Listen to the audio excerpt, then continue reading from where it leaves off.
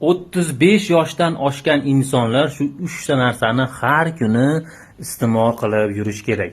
Ya'ni oyoq qo'lida muammo bo'lmasligi uchun, uzoq umr ko'rish uchun va undan tashqari xotirasi, Alsgeymer xotirasi mustahkam bo'lishi uchun. Birinchisi bu ajva. Ikkinchisi bu mayiz, qora mayiz. Uchinchisi bu yong'oq albatta.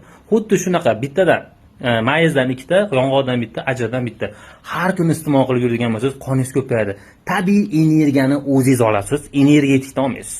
Ya'ni talab qilmaydi, immunitetingiz baquvvat bo'ladi, teringiz zo'r bo'ladi, chiroyli ko'rinasiz, yosh ko'rinasiz. Soch tirnoqlarda esa tishlarni gapirmasa ham bo'ladi. 35 yosh, 30 yoshdan oshgandan keyin vitamin tanqislay boshlaydi.